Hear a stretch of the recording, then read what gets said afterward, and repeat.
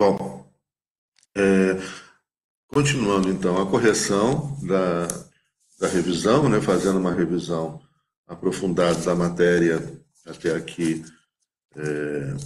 já oferecida. É, a quarta questão é uma questão muito importante, né, e é a base da teoria da Constituição.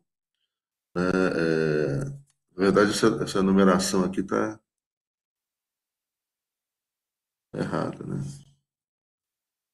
A quarta questão. Bom, que é escreva sobre democracia versus Constituição. Bom, nós vimos então que o constitucionalismo, a ideia central do constitucionalismo é trazer segurança nas relações jurídicas.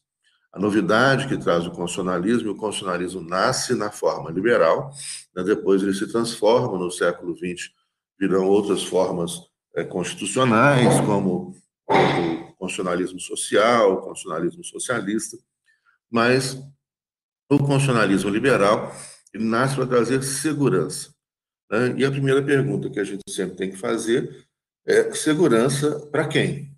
Né? Até hoje a gente nunca teve um sistema que oferecesse segurança para todo mundo, né? Mesmo porque é uma perguntinha que também é constrangedora, né, quando se fala em segurança, que se fala em segurança contra quem? Né? Então a segurança não é para todo mundo. E esse constitucionalismo liberal, ele nasce a partir das revoluções burguesas e nessas revoluções, a gente faz menção, portanto, à Revolução Inglesa, a Revolução Norte-Americana, a Guerra de Independência, a Revolução Francesa, que é mais do que uma revolução burguesa, é uma revolução que marca, né, uma transformação profunda, e ali, nesse processo revolucionário francês, está em ebulição um monte de ideias, várias ideias que vão depois entrar em conflito no decorrer do século XIX, no século XX, né? Ali já está a base do socialismo, experiências sociais as mais variadas, né? Começa essa discussão ali, né? Embora a Revolução Francesa seja, né, como eu disse, preponderantemente é uma revolução burguesa, mesmo porque não existe ainda, né, um proletariado. Esse proletariado é construído principalmente no auge da Revolução Industrial, no decorrer do século XIX. Essas constituições, então, elas surgem para trazer segurança. Essa é a palavra-chave do constitucionalismo. Não é democracia, elas não nascem democráticas. A ideia da Constituição é trazer segurança. E segurança para quem? Para os vencedores desse processo revolucionário, os homens brancos, proprietários, né, e principalmente os homens brancos, proprietários e ricos. Ela estabelece, então, um sistema meritocrático, né, que nós comentamos no vídeo anterior, corrigindo as questões de 1 a 3. E essa Constituição, então, a novidade dela é que ela vai inaugurar um novo sistema onde o poder constituinte originário, soberano, né, que representa um grupo, né, também é muito difícil falar um poder constituinte que represente toda a população, todas as camadas da população, mas esse é o ideal, né? Esse é o ideal teórico que se vai construir também já a partir desse período, no decorrer, né, do século XIX, do século XX, mas inicialmente esse poder constituinte originário soberano, né, ele vai surgir representando os interesses de um grupo para quem efetivamente, realmente, né, detém essa soberania, e essa Constituição, a ideia dela é afastar o Estado das questões privadas, afastar o Estado dos interesses individuais, dos contratos individuais. Então, a Constituição, ela cria o Estado, organiza o Estado. No momento em que organiza o Estado, limita o poder do Estado, declara direitos, né? E as constituições liberais vamos encontrar apenas os direitos individuais de um grupo restrito da população, não de todo mundo. Não há nas constituições liberais, portanto, referências a direitos sociais, saúde pública, educação pública, previdência social, né, que é o tripé do constitucionalismo que virá no século XX, o constitucionalismo social. Não há, então, essa proteção a esses outros grupos de direitos, também não há referência aos direitos econômicos, né, como salário mínimo, a regulamentação do estado da economia para a distribuição de riqueza, isso também não existe. Né, e os direitos políticos, como nós já comentamos, né, respondendo à questão 3, funcionam na base do voto censitário. Né, então, também não é um direito garantido para toda a população, mas uma parcela bem pequena da população. Logo, essa Constituição, quando nasce, que visa trazer segurança, ela se torna incompatível com a ideia de democracia. E por que ela é incompatível? Porque as constituições liberais, além de meritocráticas e não democráticas, elas visam proteger a esfera de escolha, de decisão e de ação individual desse indivíduo portador de direitos, mais uma vez, né, do homem branco, né, e especialmente do homem branco proprietário e rico. Ontem, respondendo também às questões anteriores, a gente já comentou essa questão desse homem proprietário. Né? Teoricamente, a ideia é de que todo homem branco, né, é livre, é proprietário, né, porque ele é pelo menos proprietário do seu próprio corpo, da sua própria força de trabalho. Mas na prática não é bem isso que a gente vai ver. Embora o liberalismo, no senso comum, né, ele prometa oportunidade, né, e de que com o trabalho, com o fruto do trabalho, você vai prosperar e etc. A gente vai ver que uma parcela muito, muito grande da população, mesmo de homens brancos, né, e que teoricamente seriam proprietários da sua força de trabalho, né, estão subordinados a um sistema de exploração, né, gigantesco, né, uma vez que no século XIX não há uma legislação trabalhista, não há uma legislação de direitos sociais, então essas pessoas estão oprimidas, trabalhando 14, 15, 16 horas por dia para receber um salário que mal dá para ele comer e não dá para toda a sua família, né, comer, satisfazer suas necessidades básicas, essenciais. Logo, essa Constituição liberal, ela rejeita a democracia, por quê? Porque ela é individualista. E a democracia, e principalmente quando a gente fala dessa democracia que vai começar a ser incorporada nas constituições do século XIX, essa democracia ela é uma democracia representativa e majoritária. Olha, existem várias formas de democracia. A democracia participativa, democracia plebiscitária, democracia direta, democracia semidireta, né? Democracia consensual, democracia por sorteio. Né? Existem várias formas, vários mecanismos de fazer com que as pessoas possam participar de maneira ativa, né, da construção da vontade do Estado, participar na construção da vontade do Estado. Essa é a ideia de democracia. Né? E, entretanto, essa democracia que se afirma inicialmente a democracia representativa, que é uma democracia majoritária. E a gente vai ver, então, que essa democracia majoritária, né, a base dela, da ideia dela, qual é? É de que o coletivo majoritário, é que vai decidir, vai escolher os governos, né, que vai escolher os componentes do legislativo, ou seja, aqueles habilitados a participar do jogo democrático, né, cumprindo os requisitos ali inicialmente do voto censitário nas democracias liberais, da idade, escolaridade, gênero, poder econômico, né, e nacionalidade. Cumpridos esses 5 requisitos, essas pessoas vão poder participar e escolher, né, mas vão escolher por maioria. Né. A ideia de uma democracia não censitária, ou seja, mesmo considerar, vamos pensar se essa democracia censitária é efetivamente democrática, né? Ela, pegar no caso do Brasil, 1,5% da população participava do voto, né? Então ela é quase nada democrática. Não é uma democracia majoritária que inclua todas as pessoas, que considerem cidadãos todas as pessoas, né? O que vai preponderar é a vontade do coletivo majoritário. Então, a ideia da democracia representativa, majoritária, é que a vontade do coletivo prepondere.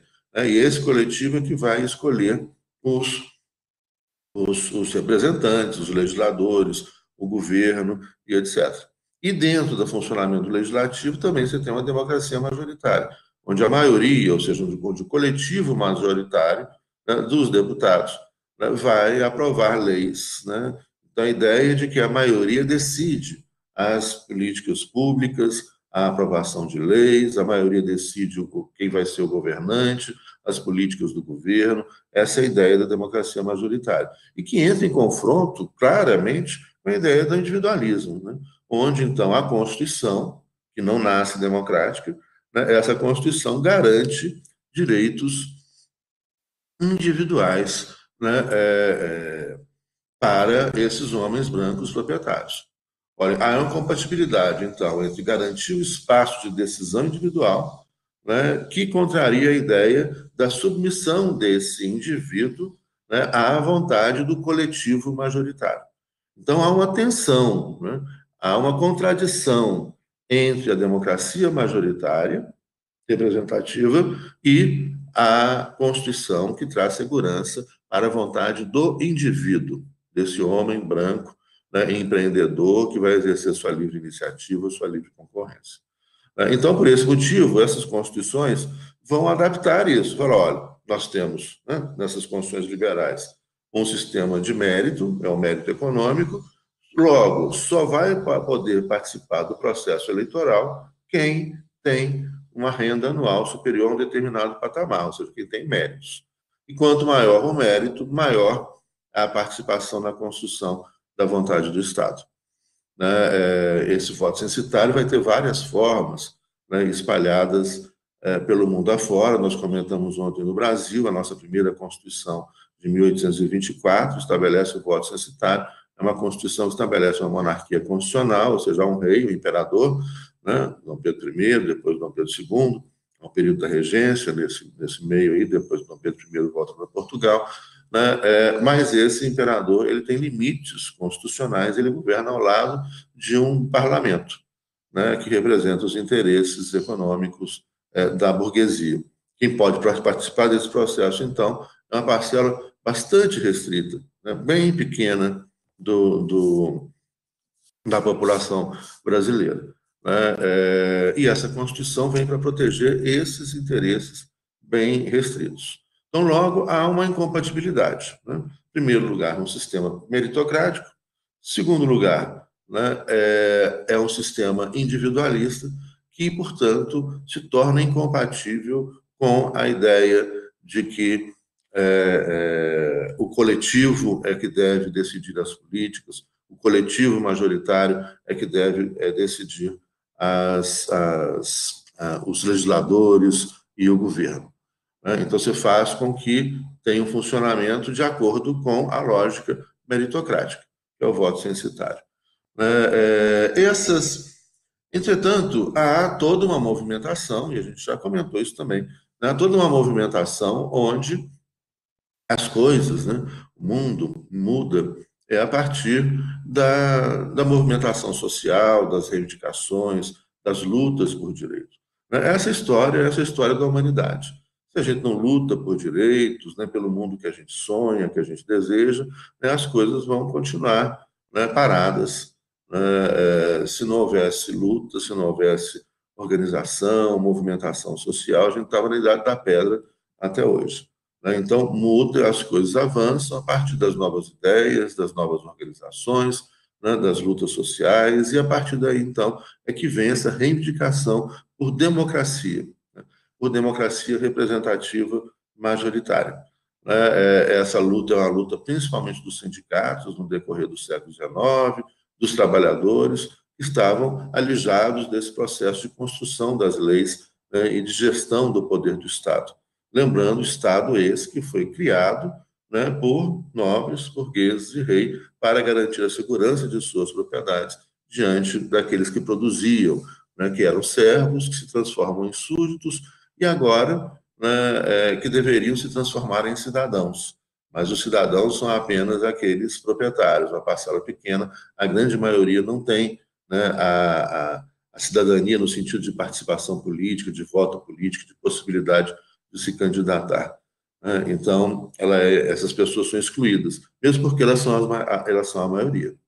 Então, uma outra pergunta surge aí importante nesse período, né? Os governos, né, se a gente tivesse eleições livres, com todos os cidadãos podendo votar, né, esse grupo pequeno, né, de proprietários, eles perderiam sempre as eleições, porque eles são um grupo pequeno, né, de proprietários, homens brancos, proprietários e ricos, né? A maior parte da população é ou de pequenos profissionais liberais que se viram aí, né, nos seus pequenos negócios, e no século XIX o surgimento do proletariado, do operariado, que vai ser a maior parte da população, né? Então, numa situação normal, né, venceriam sempre os interesses dos operários, dos trabalhadores, né? Depois dos pequenos proprietários, dos pequenos burgueses.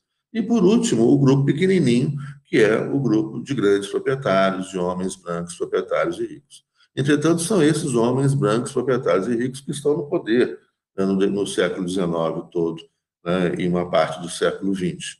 E a resposta para isso é justamente o fato da existência do voto censitário. Ou seja, operários não podem votar, né, mulheres não podem votar, né, pequenos proprietários, né, não podem votar. Só quem vota é quem tem aquele requisito econômico.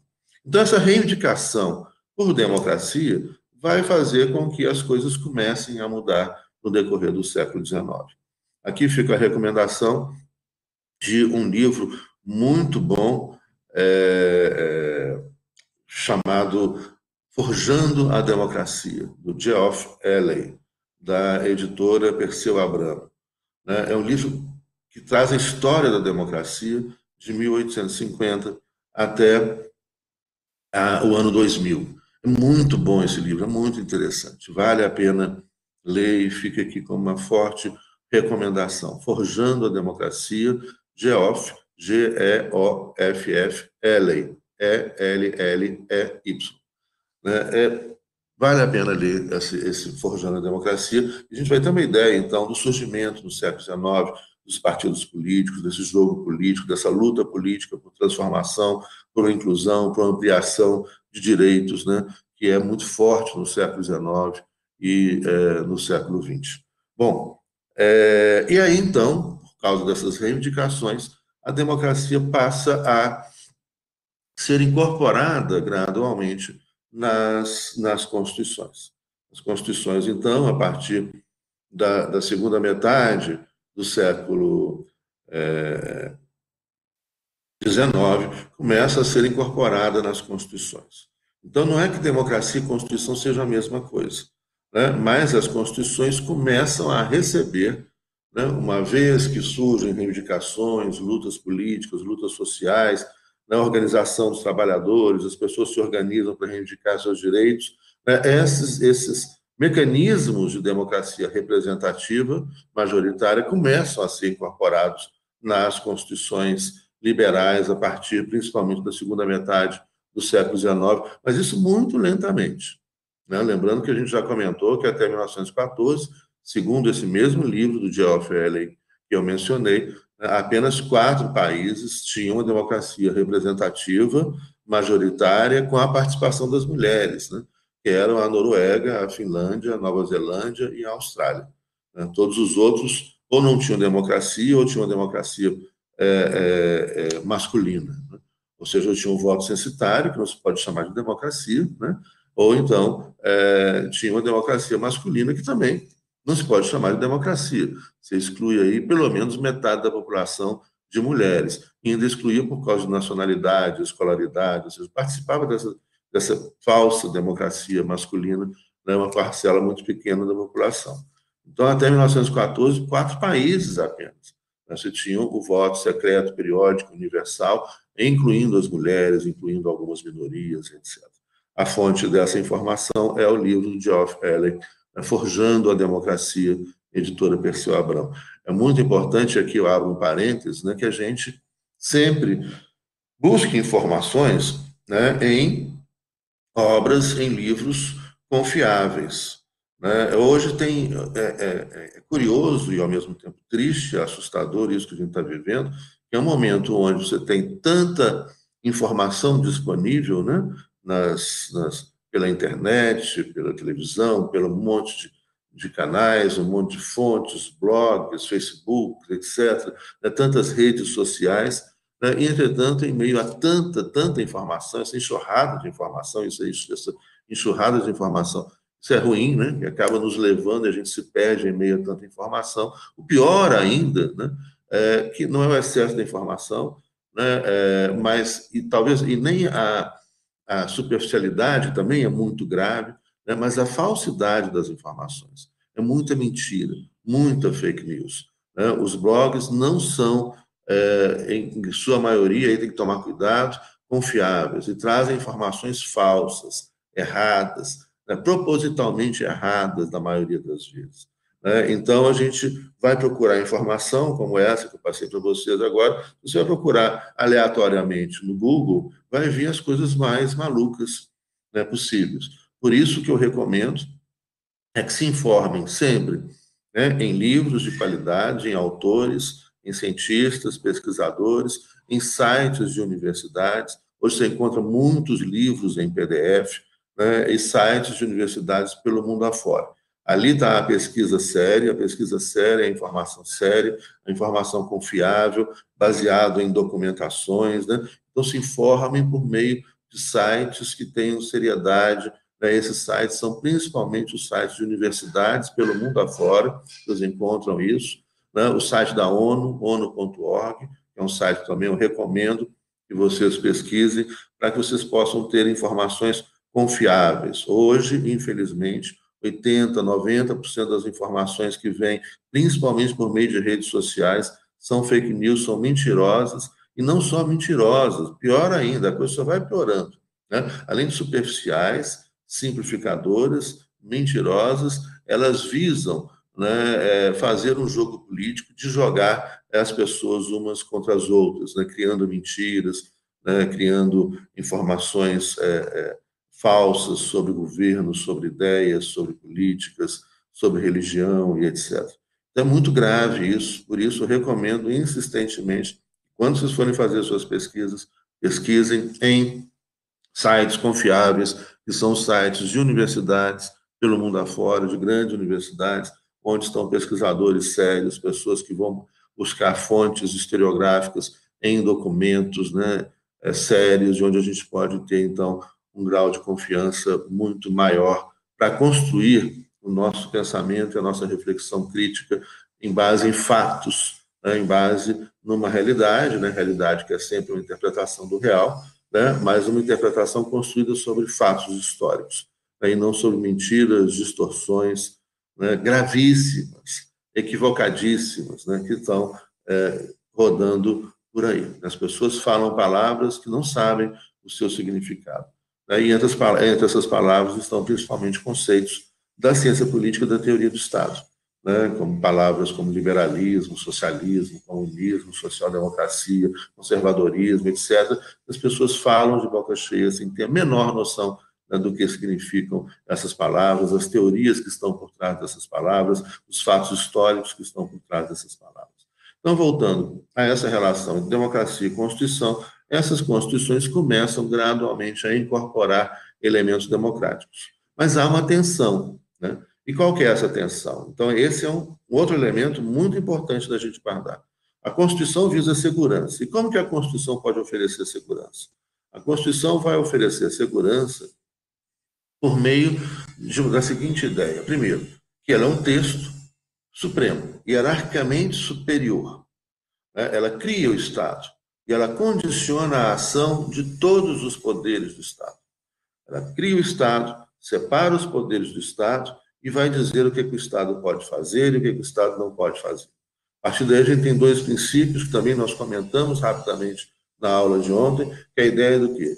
De que o Estado só poderá agir quando expressamente autorizado por lei. Não se esqueça disso. O Estado só pode agir quando expressamente autorizado por lei. Isso é o princípio das constituições liberais. Já as pessoas, os indivíduos livres, né, aos poucos isso vai ampliando para o maior número de pessoas, né, no decorrer do século XIX, do século XX, mais pessoas, os indivíduos livres que podem fazer tudo o que não estiver proibido pela lei. Então, veja bem, o indivíduo, a ideia do constitucionalismo liberal é garantir a liberdade desse indivíduo, que é considerado indivíduo e cidadão. Logo, esse indivíduo, cidadão, ele pode fazer tudo que não esteja proibido pela lei. Já o Estado só pode agir quando expressamente estiver autorizado pela lei. E aí, então, vem o estabelecimento dessa relação. A Constituição passa a incorporar elementos de democracia representativa, mas há uma tensão. Porque a Constituição, ela visa segurança, e a segurança vem pelo fato de que há uma lei agora, essa lei é hierarquicamente superior a todas as outras leis, é uma lei fundamental, é a Constituição do Estado, ela constitui o Estado, essa lei é maior do que as leis complementares, leis ordinárias, do que os decretos, de qualquer norma administrativa e de qualquer lei criada pelos legislativos, né? No caso do Brasil, com a federação, pelo legislativo municipal, estadual, né, federal, todas as leis devem estar de acordo com a Constituição. Nenhuma lei, nenhum ato administrativo, nada que se faça dentro do Estado pode ir contra a Constituição. Né? Então, esse é um outro elemento muito importante. E essa Constituição, a partir daí, dessa hierarquia, ela traz segurança, porque ela traz estabilidade. Você tem aí, então, portanto, um outro elemento importante, vamos anotando e guardando isso aí, que vai significar essa possibilidade da Constituição trazer segurança. Um, que ela é hierarquicamente superior. Outro, que para mudar a Constituição, você precisa de um processo legislativo muito mais elaborado, demorado, que exige um quórum muito maior do que para fazer uma lei ordinária ou uma lei complementar. Isso é essencial para marcar a supremacia da Constituição. A Constituição terá supremacia porque todas as leis devem estar de acordo com ela e porque, segundo, para mudar a Constituição, você não vai mudar a Constituição como você muda uma lei ordinária, ou como muda ou como elabora uma lei complementar. Você precisa de um quórum qualificado, de um quórum maior. Isso é lógico, é só a gente pensar junto, gente. Olha só, se se a Constituição pudesse ser mudada pelo mesmo processo de uma lei ordinária, se a lei ordinária elaborada, por exemplo, ferisse a Constituição, fosse contra a Constituição, bastava, no momento em que você elabora a lei, mudar a Constituição. Eu posso mudar a Constituição com o mesmo quórum de uma lei ordinária. Logo, a supremacia da Constituição está vinculada à ideia de um quórum especial, de uma maioria especial. Então, qual que seria esse quórum? Vamos pegar no caso da Constituição brasileira atualmente. Para você fazer uma lei ordinária, o quórum é 50% mais um dos presentes, havendo quórum para o funcionamento.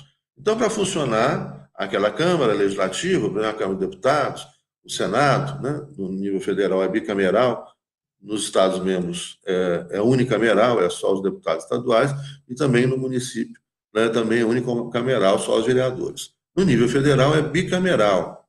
Né? Nos Estados Unidos, por exemplo, existem os senados estaduais, então tem o bicameralismo no Estado e o bicameralismo na União. No Brasil, não, a gente tem, né, o bicameralismo apenas na União, e nos estados é o unicameralismo. E aí, para o funcionamento, né, disso, você tem uma lei ordinária, por exemplo, é 50% mais um dos presentes. Então, para você aprovar uma lei ordinária, basta você ter 25% mais um. Ou seja, se você tiver o quórum mínimo de funcionamento, 50% mais um, e conseguir 50% mais um desses 50% mais um, ou seja, 50% mais um dos presentes, você já aprova uma lei ordinária. Então, a lei ordinária, para ela ser aprovada, é muito mais fácil, porque ela precisa de muito menos deputados, muito menos senadores. Já uma lei complementar, né, ela se diferencia de uma lei ordinária por dois fatores. Primeiro, é porque é uma lei que a Constituição expressamente determina para a aprovação daquela matéria, por exemplo, greve do serviço público. Né, para a aprovação de uma regulamentação da greve do serviço público, você precisa de um quórum especial de lei complementar. Qual é o quórum de lei complementar? Então, a Constituição, primeiro, remete aquela matéria à lei complementar. A lei complementar, só haverá uma lei complementar quando a Constituição remeter o tratamento daquela matéria há uma lei complementar, ou seja, há um quórum especial superior ao quórum de uma lei ordinária. Quando não houver menção constitucional, é lei ordinária. Quando a Constituição falar que tem que ser por lei complementar, então é um quórum de 50% mais um de todos os deputados e todos os senadores. Vejam, então, aí que você já dificultou a aprovação de uma lei complementar. Uma lei ordinária, você pode aprovar numa situação mínima, né, havendo quórum de 50% mais um, você aprova com 50% mais um dos presentes. Então, numa situação mínima, né, você aprova com 25% mais um. Já uma lei complementar, não. Você precisa que estejam presentes o quórum mínimo. Então, vamos supor que tenha 50% mais um só dos deputados presentes na Câmara e vai ser votada uma lei complementar. A lei complementar ela exige 50% mais um de todos os deputados. Logo, para aprovar aquela lei complementar com aquele quórum mínimo, precisaria do voto de todos os presentes. Então, se só tem 50% mais um dos presentes, você tem que ter o voto de 50% mais um de todos. Né? Está claro isso? Lei complementar, então, é 50% mais um de todos os deputados e senadores. Lei ordinária é 50% mais um de todos os presentes. Já a Constituição, para ser mudada, né, você tem, então, um quórum ainda mais difícil, mais complicado. Você dificulta a mudança da Constituição. E aí está o segredo também da sua supremacia. Para mudar a Constituição, antes, no Brasil, eram 2/3. Atual, a partir da Constituição de 88, né, você facilitou um pouco a mudança, mas, mesmo assim, é mais difícil que a lei complementar. Você precisa de 3/5 de todos os deputados em 2 turnos de votação, significa que você vota 2 vezes. Você vota a primeira vez, aí você dá um tempo para a população reagir, os movimentos se organizarem, reivindicarem, dialogarem com seus representantes, essa é a ideia da democracia. Né? E a partir daí tem uma outra votação ainda, vamos supor que a emenda começa na Câmara dos Deputados, você tem então a primeira votação, primeiro turno, há um prazo entre o primeiro e o segundo turno para dar o tempo da população se manifestar, e aí vai votar de novo. Tem que aprovar por 3/5 de novo. E aí depois remete para a outra Câmara, remete para o Senado, né, se o processo começou na Câmara, se a proposta de emenda começou na Câmara, e aí, então, o Senado vai ter também 2 turnos. Vota primeiro, tem que ter 3/5 dos senadores, depois dá um prazo, vota de novo, e aí, então, só aí é aprovada a emenda à Constituição. Então, essa característica, isso marca, né, a segurança da Constituição, né, a estabilidade. A Constituição visa trazer segurança, ou seja, a ideia da Constituição é que, a partir do constitucionalismo, essas pessoas, né, nós estamos falando então do constitucionalismo liberal, essas pessoas, esses homens, proprietários, empreendedores, que exercem sua liberdade individual, de iniciativa, liberdade de concorrência, né, que essas pessoas vão ter segurança porque elas têm previsibilidade, elas têm estabilidade, elas sabem que aqueles direitos que estão assegurados ali são direitos dessas pessoas, né, eles não vão ser mudados com qualquer lei ordinária, com qualquer quórum, eles não vão ser mudados com qualquer lei complementar. Né? Há um quórum diferenciado, né, que dificulta a aprovação, porque exige a participação de maior número de representantes. Isso faz com que a Constituição seja mais estável, né? Isso faz com que haja previsibilidade, que eu possa agir em paz, sabendo que o governo não vai mudar de opinião de um dia para outro, né? Que o governo não pode interferir nos meus contratos, na minha vida privada, né, nos meus negócios, que o governo e que o parlamento também não vai mudar de opinião de uma hora para outra, né, porque há um quórum que assegura, né, que dificulta essa transformação, né, que então dá previsibilidade, estabilidade. Né? Bom, e aí então vem a democracia. A democracia tem uma outra característica, né, e isso é esse elemento de equilíbrio que é muito importante. A democracia tem a característica de que de assegurar a possibilidade de transformação, de mudança, né, da gente conquistar, ganhar direitos, fazer com que as pessoas participem, dialoguem, construam a sociedade com liberdade, transformem, façam essa sociedade avançar no sentido de oferecer mais direitos, mais estabilidade, felicidade, etc., etc., dentro de uma sociedade livre, organizada, né, e democrática. Democracia, então, ela inspira a ideia de transformação, de mudança. Mesmo porque isso é uma das características essenciais, né, de toda a vida, né? E, portanto, é uma característica essencial do ser humano. Nós somos seres em permanente transformação. Tudo muda o tempo todo, né? É, lembrei aquela música do... Como é que chama, gente? Tudo passa, tudo sempre passa. Lulu Santos. Ou seja, tudo muda o tempo todo. A vida vem em ondas como o mar. E ainda bem, né? A gente muda, a gente acorda, né? Encontra pessoas, se bem que agora com essa quarentena a gente só encontra pela internet, né? O que é uma pena. A gente encontrava pessoas, saía no meio da rua, vivia, experimentava, lê um livro, assiste uma aula, vê um filme. Isso tudo está nos mudando, né? Mudando a nossa cabeça, a nossa compreensão, mudando a nossa psique, as nossas experiências, as coisas que nos afetam na vida, né? O nosso corpo, nosso organismo está mudando o tempo todo, a gente vai envelhecendo o tempo todo, né? A gente está num planetinha viajando a milhares de quilômetros por hora, né? Que roda e que viaja em um universo em expansão, com multiverso, assim, tudo está mudando o tempo todo, quer queiramos ou não, né? Isso é uma péssima notícia para os conservadores, né? Que fala mesmo, não adianta que vai mudar. E a questão é, se você não aceita a mudança e cruza os braços, o mundo vai mudar e te deixa para trás, né? Então, isso é um elemento de uma sociedade democrática. É uma sociedade em transformação, é uma sociedade em mudança, né? É uma sociedade livre, é uma sociedade que experimenta, é uma sociedade que aprende, é uma sociedade que se transforma, né? Logo, uma sociedade que muda, toda mudança, toda transformação implica no novo. E o novo implica no desconhecido. E o desconhecido implica em risco. Logo, uma palavrinha que a gente pode conectar com a ideia de democracia é a palavrinha risco. Veja bem que essas ideias que eu estou desenvolvendo aqui agora se aplicam e aplicam-se exclusivamente à ideia de democracia representativa majoritária. Tem outras formas democráticas onde a gente pode fazer outras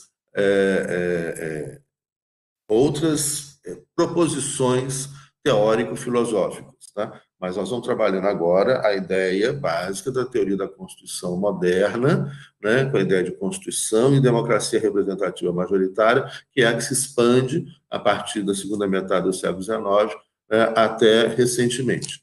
Hoje a gente vive um momento de retração, ou seja, de crescimento dos autoritarismos, da intolerância, né, e com isso vem um monte de coisas horrorosas, a própria ideia do mal, né? O mal tá aí entre nós, né? Explícito, né? Ele é minoritário, mas o mal incomoda, o mal atrapalha, né? Ele atrapalha a maioria, né? O mal é a ausência, né? Relembrando aí Santo Agostinho, quando a gente fala do mal, o mal é a ausência, é a falta de bondade. O mal é a ausência, o mal é a nulidade, né? Ou seja, o mal é a ausência de conhecimento, a ausência de estudo, o mal é a ignorância, o mal é a ausência de inteligência, o mal é a ausência de bondade, o mal é a ausência de empatia, né?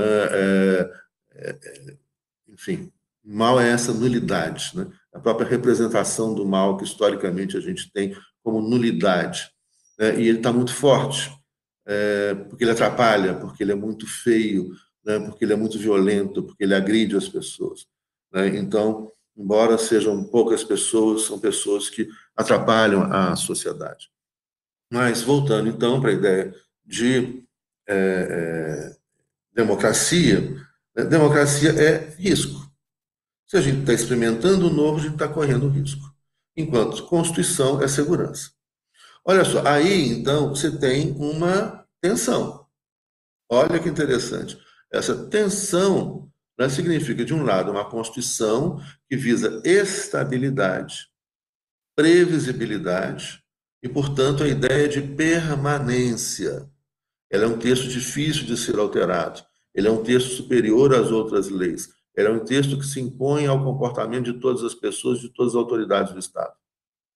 Nenhuma lei, nenhuma norma, nenhuma ação pode ir contra o que determina a Constituição.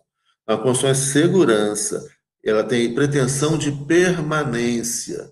E essa permanência que traz estabilidade e previsibilidade. Aí, de repente, se traz um elemento novo à Constituição, né? Nós estamos dentro da Constituição Liberal, né? Que é a democracia. A democracia é possibilidade de transformação, de mudança, de busca, de conhecimento, de alternativa, de inclusão, né? E logo de construção do novo. E o novo é desconhecido, e desconhecido traz risco. Então você tem uma relação entre segurança e risco, entre permanência e transformação. Sacado? Bom, essas constituições, então, a partir daí, vão trazer ou vão buscar, né, esse equilíbrio entre segurança e risco, entre permanência e transformação. Você tem que buscar um equilíbrio, né? Não é a ideia, é óbvio, não é que essas contradições se anulem, né? Mas que elas estabeleçam um equilíbrio. Alguns países, pela sua história, né, em alguns estados nacionais, as constituições vão optar por mais segurança. E, portanto, quando se opta por mais segurança, há menos democracia, há menos transformação. Outras constituições optam por mais transformação, mais democracia. Logo, diminui o espaço de segurança e de permanência. Né? Então, há equilíbrios distintos de Constituição para Constituição. O que eu vou colocar aqui agora pode parecer surpresa, mas é uma surpresa para o senso comum. Para quem conhece minimamente o funcionamento das instituições dos Estados Unidos da América, sabem disso. Tem um documentário excelente que está disponível, acho que está disponível na Netflix, do Noam Chomsky, né?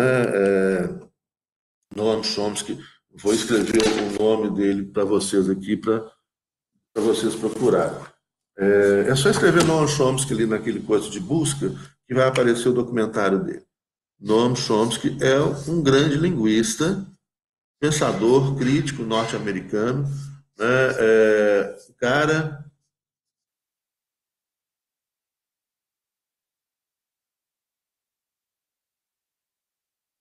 O cara ele é muito bom de serviço, muito respeitado.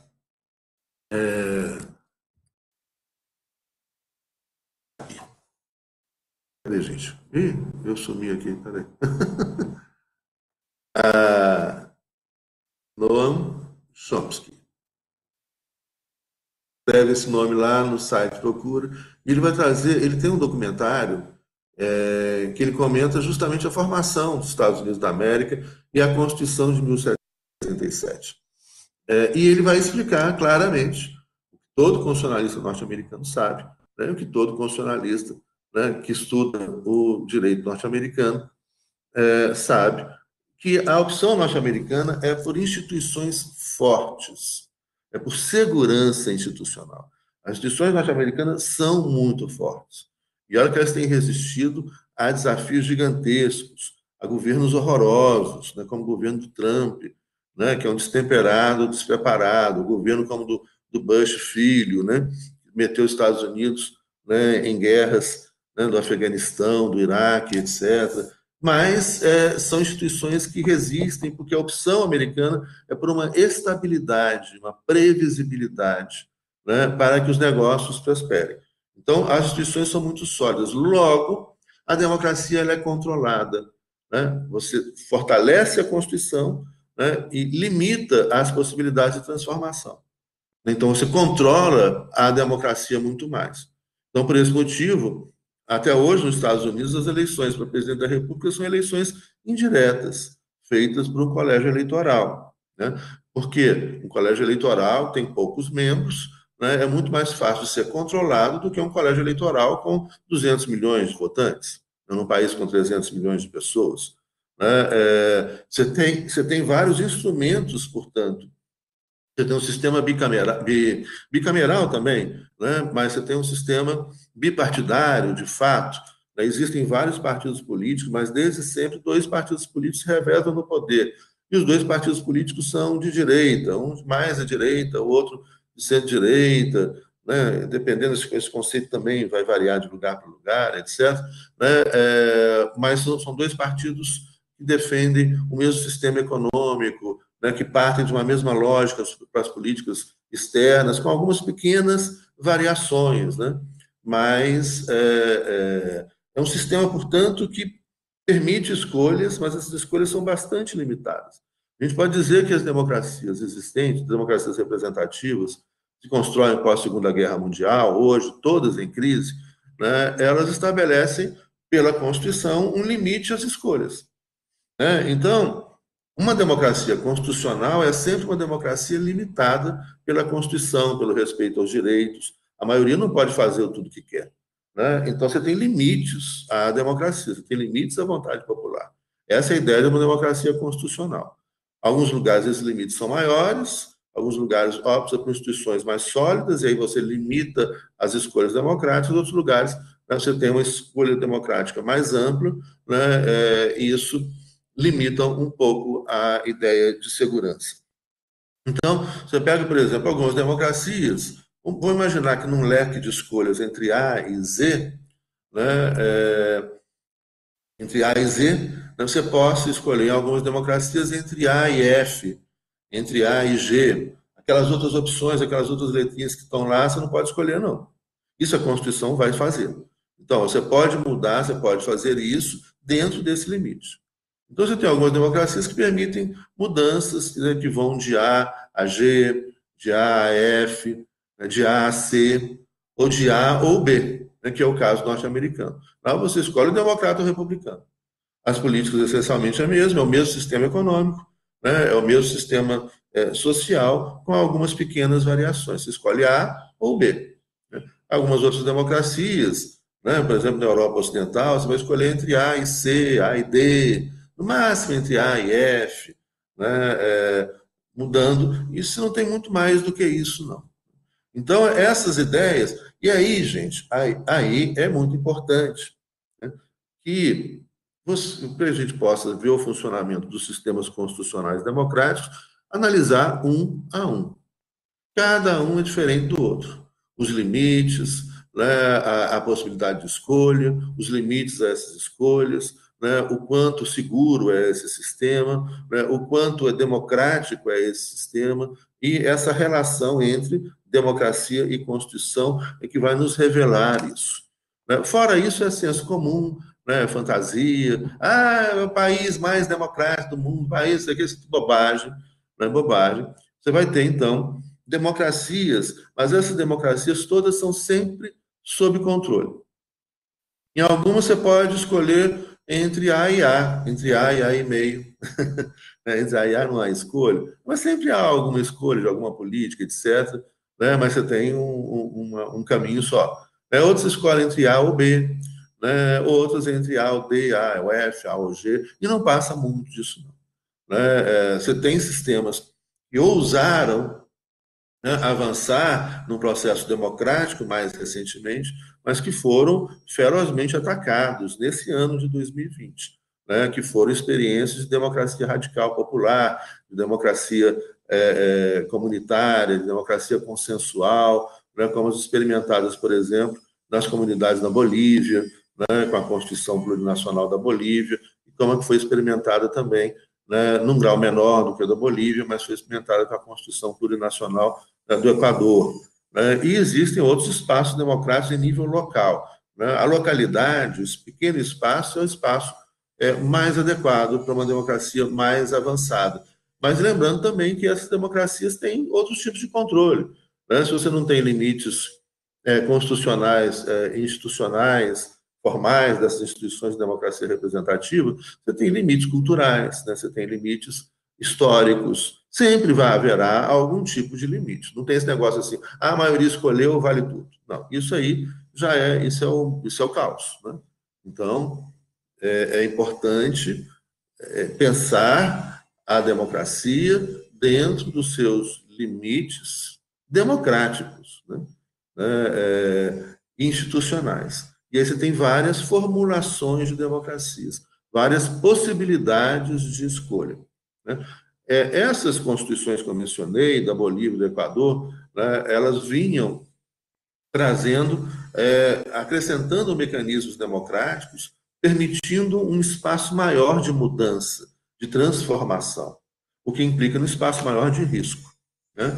Mas também, se nós tomarmos a história do Estado moderno, do Estado constitucional moderno, que não nasceu democrático, a gente vai ver que, em boa parte do tempo, a democracia é simplesmente tolerada. Quando ocorrem mudanças que não interessam àquele grupo pequeno que está no poder, que criou o Estado para ele, que criou a Constituição para esse grupo pequeno também, esse grupo vem e faz uma ruptura. Promove uma ditadura, derruba o governo, põe outro governo, etc. Isso é farto de exemplos, né, na história do mundo e na história do Brasil, né? Essas rupturas, quando você tem um processo democrático que inclui mais pessoas, né, que transforma mais a sociedade, aí vem os conservadores e falam, não, não pode. Aí põem, né, repressão, violência, polícia, exército, dá o golpe, como aconteceu na Bolívia esse ano agora, né, e como aconteceu de uma maneira diferenciada também no Equador, né, atacando esses estados plurinacionais que eram radicalmente democráticos. Ali você tinha, sim, uma opção muito mais pela democracia do que pela segurança, né? Bom, mas isso a gente tem que analisar caso a caso, interessantíssimo. Isso dá tese de doutorado interessante, isso dá dissertações de mestrado, né, interessantíssimo. Bom, e aí então, continuando, gente, uma aula quase para essa questão. Na verdade, eu vou resumir as próximas questões, senão a gente não vai terminar essa correção nunca, né? Vamos dar um curso de novo. Então, essa relação entre democracia e Constituição, ela tem que buscar um equilíbrio. E aí surge, então, mais uma ideia final muito importante para o Estado constitucional pelo mundo afora. De que a ideia agora, então, quando essa Constituição se democratiza e quando ela garante e amplia direitos fundamentais, direitos humanos, o maior número de pessoas, cada vez ampliando mais, você tem um processo gradual. Inicialmente, essa Constituição é só para homens brancos, né? Depois aceita homens negros, depois aceita homens negros estrangeiros, depois aceitam homens e mulheres, depois aceitam homens, mulheres, LGBTQI, etc. É uma história de 200, 300 anos de lutas por inclusão e por ampliação de direitos. Então, inicialmente, as constituições liberais garantiam um núcleozinho pequenininho assim, de pessoas que foram portadores de direitos, isso com as lutas, com as reivindicações, com o movimento feminista, com o movimento LGBTQI+, com o movimento negro, com o movimento indígena, com o movimento de luta por direitos. Esse leque, né, de direitos vai se ampliando e as constituições vão garantindo a vida de cada vez mais pessoas. E a ideia é que garanta a vida, a liberdade, a dignidade de todas as pessoas, de cada pessoa, independentemente de origem, cor, nacionalidade, etnia, filosofia, religião, pensamento político, cor, gênero, etc. Bom, e isso que a gente estava caminhando até esse momento horroroso, neoconservador que a gente está vivendo, de enormes retrocessos, mas isso vai passar, né? A gente, acredito que o bem sempre vence o mal, né? A gente quer acreditar nisso, né? E o fascismo ultraconservador, intolerante, é um grande mal, né? É a ausência, a nulidade, né? Como a gente estava falando. E aí, então, essas constituições vão trazer no seu próprio texto esse equilíbrio. O que a Constituição do Brasil, por exemplo, estabelece? Democraticamente, a gente pode escolher governos majoritários que vão decidir, vão governar de acordo com a maioria no parlamento, para aprovar lei, projetos de lei, etc. Mas essa maioria não pode tudo. Existe um limite para essa maioria. E esse limite será o respeito aos direitos das minorias. Uma coisa que é óbvia, né? Só a gente pensar um pouquinho, né? As minorias dificilmente conquistariam direitos se dependesse das maiorias, né? Então, você tem determinados princípios constitucionais básicos, né, que são, inclusive, contra-majoritários. E tem que ser contra-majoritários. Senão, as minorias continuariam sendo oprimidas para o resto da humanidade, história da humanidade, que, aliás, não duraria muito tempo. Isso é óbvio. Então, uma função, por exemplo, do STF, como protetor da Constituição, e uma função que a Constituição passa a ter, é justamente essa função contra-majoritária. Vamos supor que, nesse momento, no Brasil, onde essa onda conservadora horrorosa tomou conta, você colocasse determinadas opções para a população decidir, né, com relação a minorias. Essas minorias estariam condenadas, algumas estariam até mortas, assassinadas e torturadas, se fosse depender da maioria. Né? Então, o direito das maiorias, o direito das minorias, o direito das minorias, os direitos de cada um de nós, são aqueles direitos protegidos pela Constituição de maneira contramajoritária. E a Constituição chega e diz: a maioria nunca poderá tudo.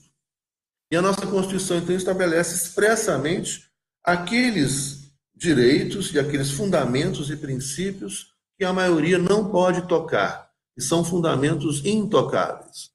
Quais são esses direitos intocáveis? Seria o artigo 60, parágrafo 4º, incisos 1 a 4 da Constituição. Nesses artigos, nesses dispositivos, então, você tem ali a ideia do quê? No inciso 1 a 4. Você tem 4 princípios fundamentais. Primeiro, vamos pensar o seguinte: se amanhã a maioria do Congresso, aliás, isso já está acontecendo, se a maioria do Congresso resolvesse tirar todos os nossos direitos fundamentais sociais, direitos sociais são direitos fundamentais, se resolvesse tirar nossos direitos trabalhistas, nossos direitos previdenciários, poderia? Constitucionalmente não poderia. Isso que estão fazendo é inconstitucional. Por quê? Você não pode andar para trás, você não pode ter um retrocesso. Eu conquistei direitos, né? Então o caminho é continuar conquistando direitos. A nossa Constituição, no artigo 60, fala: é vedada emenda tendente a abolir os direitos e garantias individuais. Ah, professor, mas ali o artigo 60, parágrafo 4º, está falando só em direitos e garantias individuais. Então vamos estudar a teoria. Né? Direitos e garantias individuais significa, então, primeiro, claramente, o artigo 5º, onde estão os direitos individuais são intocáveis. Então, vamos supor que venha uma proposta de emenda para estabelecer a pena de morte. Ela não pode nem ser deliberada. Se for deliberada, essa deliberação não tem valor jurídico, porque é vedada emenda tendente a abolir. Veja bem, não é uma emenda que venha a abolir os direitos individuais, vida, liberdade, né, segurança individual, privacidade, liberdade de locomoção, liberdade de expressão, liberdade de imprensa. Né? Você não pode ter uma emenda, e logo se você não pode ter uma emenda, você não pode ter uma lei, não pode ter uma ação do governo que de alguma maneira venha a limitar um pouquinho que seja esse direito individual, essa liberdade individual. Ela será nula. Você não pode nem deliberar. Se tiver deliberação, não tem valor jurídico. É vedada a deliberação de emendas tendentes a abolir os direitos individuais e suas garantias. E quais são as garantias dos direitos individuais? Você tem 3 formas de garantias. As garantias processuais, mandado de segurança, habeas corpus, habeas data, ou seja, aqueles mecanismos processuais que o cidadão pode recorrer, que a pessoa, né, pode recorrer para assegurar os seus direitos contra qualquer ofensa que venha por parte do Estado, né, por parte do poder privado ou público, por parte de qualquer outra pessoa. Né? Então, você tem esses mecanismos processuais, que são mecanismos urgentes, como mandado de segurança, o habeas corpus, o habeas data, né? Que são mecanismos que garantem esses direitos se eles forem ofendidos, ilegalmente e inconstitucionalmente. Então, são garantias processuais. Além disso, você tem as garantias de rigidez constitucional, que é justamente o que eu já falei da supremacia constitucional. É você inserir direitos na Constituição e esses direitos, então, não podem, por força do artigo 60, serem retirados da Constituição. E todas as leis, e todas as normas, os atos administrativos e todas as ações do poder, né, e de qualquer pessoa têm que obedecer esses direitos estabelecidos em uma Constituição rígida, ou seja, uma Constituição Suprema, cujo processo de transformação da Constituição é difícil. E o terceiro tipo de garantia são as garantias socioeconômicas de efetivação dos direitos individuais e políticos. Então, aí a gente tem os 4 grupos de direitos fundamentais: direitos individuais, direitos políticos, direitos sociais, direitos econômicos.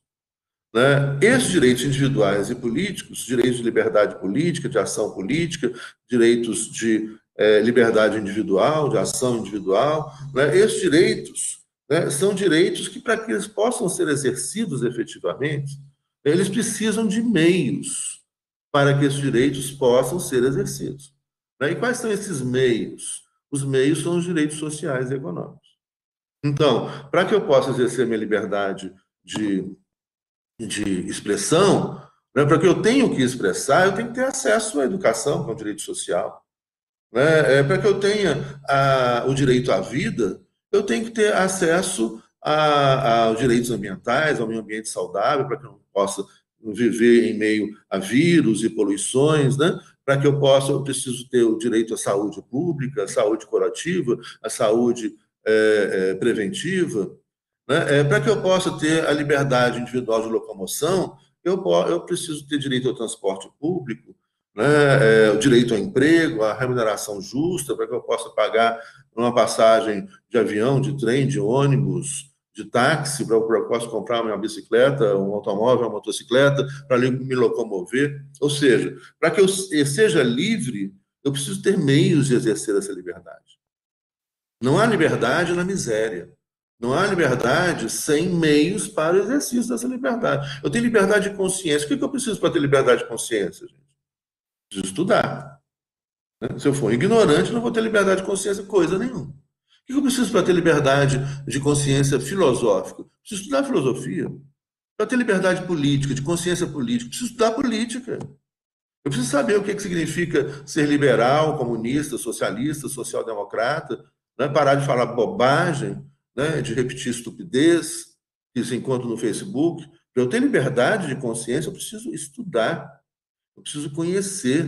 Para eu poder escolher, eu preciso conhecer. Né? Então, para eu ter liberdade, eu preciso ter meio para ter liberdade religiosa. Eu preciso estudar a religião. Né? Isso Lutero, lá atrás, né? O luteranismo falava, o Calvino, na Suíça, o calvinismo protestante, ia falar, olha, o sujeito, para poder escolher sua religião, para poder ser livre, para ter uma religiosidade, ele precisa ler a Bíblia, ele precisa aprender a ler e escrever, ele precisa estudar. Né? Senão não tem liberdade, não, gente. Senão tem essa coisa, né, que a gente está vivendo aí, que é uma nulidade, que é um mal. A gente está vivendo o mal. O mal é justamente Santo Agostinho. Voltamos em Santo Agostinho.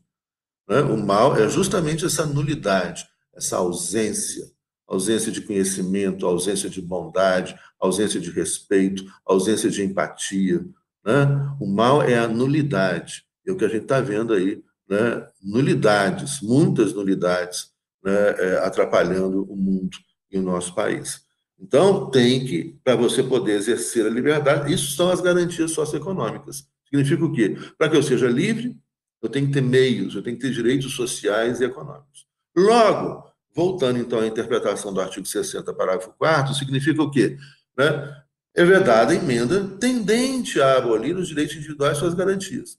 Ou seja, os direitos fundamentais são os direitos individuais, os direitos sociais, os direitos econômicos e os direitos políticos, eles são preservados pela Constituição. Você não pode tirar esses direitos. Você pode acrescentar. Você pode ter uma emenda que venha acrescentar direitos, mas nunca uma emenda que venha retirar direitos. Tá? Isso não pode acontecer. Então, aqui a nossa Constituição estabeleceu um equilíbrio. Olha lá, a maioria pode decidir muita coisa, mas a maioria não pode tocar nos direitos conquistados. E não só isso, ainda no parágrafo 4 se encontra, é vedada a emenda tendente a abolir a federação, nós vamos estudar a partir da semana que vem o federalismo, né? Que implica em descentralização, poder local, fortalecer os municípios, os Estados-membros, né? É vedada a emenda tendente a abolir a forma federal do nosso Estado, é vedada a emenda tendente a abolir a separação de poderes, então o Executivo não pode, né, intervir no normal funcionamento do Legislativo, nem no funcionamento do Judiciário, é um mecanismo de freios e contrapesos, onde os poderes, sim, fiscalizam uns aos outros dentro dos limites constitucionais. Né? Então, a separação de poderes é vedada emenda tendente a abolir a democracia. Então, vamos pensar se numa hipótese também absurda ou ridícula, que majoritariamente as pessoas resolvam acabar com a democracia.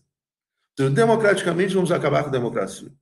Em outras palavras, né, eu quero uma intervenção militar para acabar com o meu direito de reivindicar uma intervenção militar. Né? É esse tipo de nulidade. Né?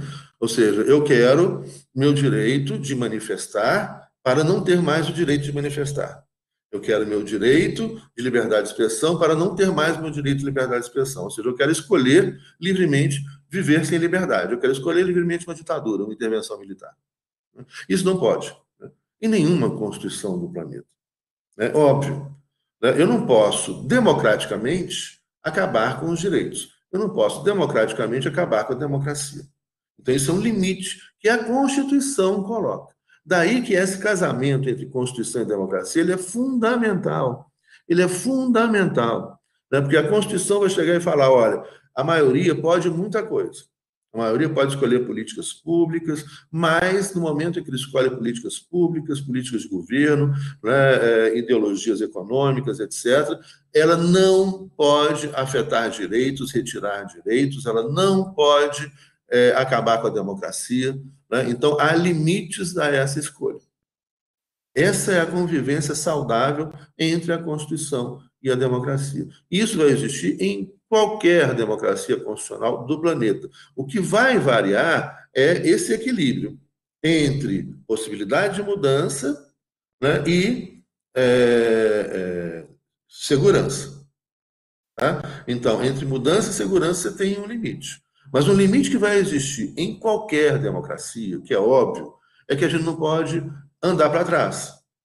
Os direitos conquistados foram conquistados e a gente pode transformá-los, né? Adequá-los, fazer evoluir, ampliar o número desses direitos, mas jamais restringir esse direito. E é isso que a nossa Constituição diz expressamente. É vedada a deliberação de emendas tendentes a abolir a democracia, os direitos fundamentais, a separação de poderes e o federalismo. Esse é o equilíbrio que a nossa Constituição faz. A maioria, democraticamente, pode fazer um monte de coisa, mas não pode afetar a nossa dignidade, a nossa vida, a nossa democracia. Né? Isso não pode, não. Nenhuma maioria pode. Bom, gente, é isso, né? Na verdade, nós corrigimos apenas a questão 4, né? Mas eu vou gravar ainda hoje outras questões e disponibilizo para vocês, para a gente acelerar isso. E vocês podem assistir a hora que quiserem, ou assistir no horário da aula também, se quiserem, enfim. Isso fica a critério da liberdade de vocês de escolher, né, a qualidade da educação que vocês têm. Liberdade implica em responsabilidade. Viva a liberdade, né? Sem aquela coisa, né, do tutor, né, o Estado tomando conta de tudo que a gente faz, o professor tomando conta de tudo que você faz. Ah, você leu, você não leu, você assistiu, você não assistiu. Eu estou gostando muito disso, porque isso implica em liberdade e responsabilidade. Não assistiu, problema de quem não assistiu. Não vai aprender, vai ser um péssimo profissional, não vai passar em concurso nenhum. Assistiu, vai ser um ótimo profissional, vai passar no concurso, e a gente precisa de pessoas, né, estudiosas e ótimas como vocês. Né, como vocês são, com certeza. Então, quem não assistiu agora ao vivo, vai assistir depois. E a ideia é essa mesmo, assiste a hora que vocês quiserem. Assiste de madrugada, assiste à noite, assiste a hora que vocês quiserem, com liberdade. Mas assistam, pensem, estudem, né? Isso é muito importante. Eu vou gravar ainda hoje outras questões, não sei se vai dar para acabar, eu acho que ainda não, mas para que a gente já possa começar a próxima matéria. De qualquer maneira, né, começando ou não na próxima aula, toda a matéria próxima já está gravada. Então, vocês podem também assistir. E, além de gravada, tem textos. Vocês podem ler o texto. Está tudo disponível. Vocês já sabem como está lá disponível no blog. Então, é só entrar no blog José Luiz, com Z, Quadros de Magalhães.blogspot.com. Entra lá e aí está tudo explicadinho. É só ir seguindo a ordem. Então, a matéria, a segunda parte da matéria, que a gente inicia semana que vem, já está toda disponível em vídeos aula, e também em textos, e também em outros recursos que vocês têm disponível, né, como mapas. Já visitaram os mapas de formação dos Estados Unidos, de formação da Europa, etc. Tem uma coisa muito interessante, né, de textos jornalísticos, de textos, sugestões de outros livros. Enfim, o conhecimento está aí aberto, para vocês. Usufruam disso, né? Que isso representa o principal de um curso superior, o principal da universidade, é mudar a gente. Se a universidade, né, se a educação não mudar a gente, não servirá de nada. Não é conseguir o diploma. Não é um diploma. O diploma é um pedacinho de papel que você pendura na parede. E muita gente pega o diploma, pendura na parede, né, e sai igual entrou da universidade, ou às vezes sai pior. Já conheci casos. Gente sai pior do que entrou. Né? Então, isso é assustador, né? Mas existe. Então, qual é o sentido da educação? Qual é o sentido do conhecimento? Qual é o sentido do estudo? Nos transformar em pessoas melhores, nos afastar do desconhecimento, da ignorância, da violência. Né? Vocês vão ver que bonito, quanto mais a pessoa estuda, pega aquela figura do sábio, né, que a gente tem na literatura, no cinema, né? O sábio é uma pessoa não violenta. E quanto mais a gente conhece, quanto mais a gente estuda, mais tolerante a gente se torna, né? Mais empático, né? A gente vai ficando, né, pessoas melhores, pessoas incapazes de agredir, de xingar, de bater, de humilhar, né, de matar, de atirar, de torturar. Né? E daí, então, o estudo, gente, o conhecimento é a solução para tudo. É a solução para tudo. Tem exceções, né? Claro, tem aquele sujeito arrogante. Esse sujeito arrogante, na verdade, ele não sabe nada, ele se esconde, ele esconde a sua ignorância atrás da sua arrogância.